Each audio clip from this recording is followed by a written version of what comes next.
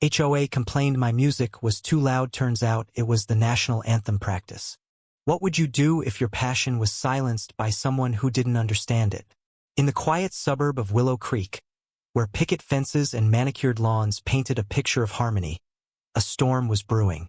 Lena, a young music teacher with a heart full of dreams, had spent weeks preparing her middle school choir for a performance that could unite their fractured community. But Karen, the iron-fisted HOA president, had other plans. Her piercing voice cut through the warm June air, accusing Lena of disturbing the peace with her deafening racket. The crime?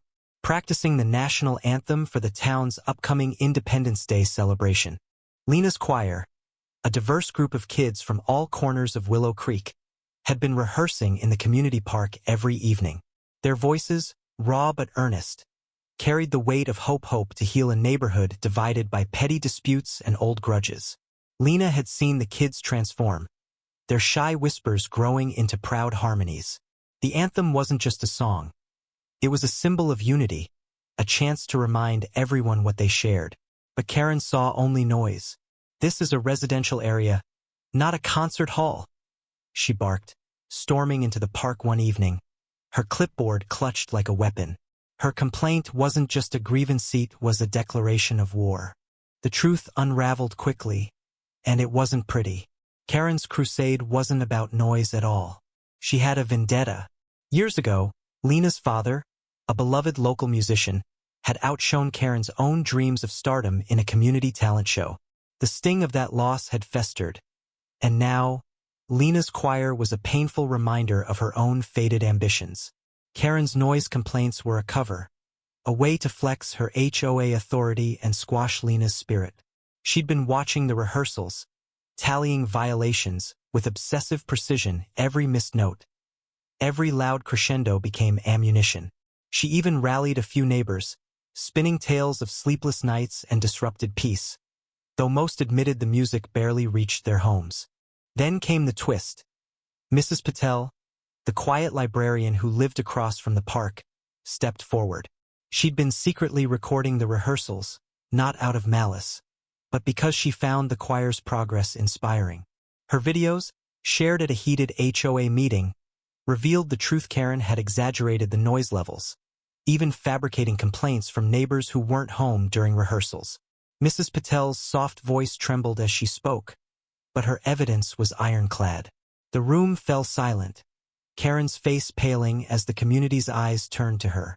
Lena, clutching her sheet music, felt a spark of hope.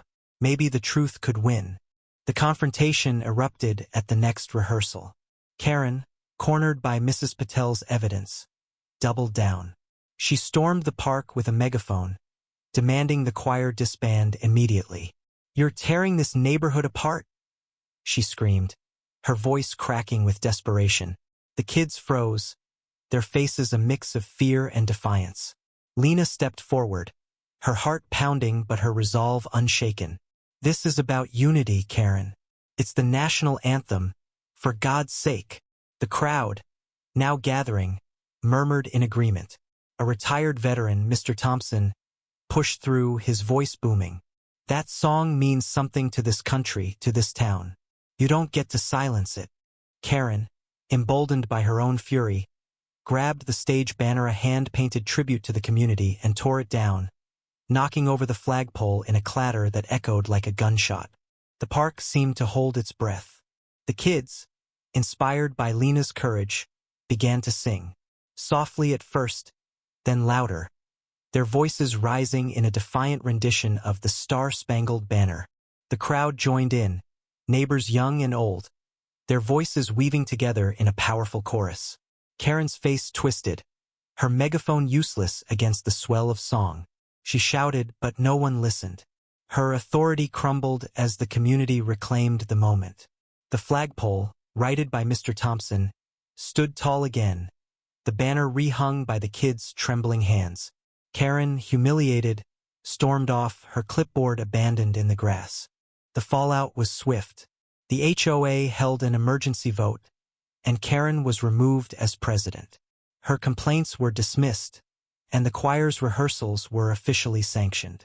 Lena's kids performed on Independence Day, their voices soaring under a sky bursting with fireworks. The anthem wasn't perfect, but it was real raw, heartfelt, and a testament to what they'd overcome. Lena watched, tears in her eyes, as neighbors who hadn't spoken in years clapped together, their applause drowning out the echoes of Karen's rage. In the end, Willow Creek found something stronger than rules, a shared voice. Lena's choir became a symbol of resilience, proof that harmony could triumph over discord. Karen moved away, her name a cautionary tale whispered at block parties.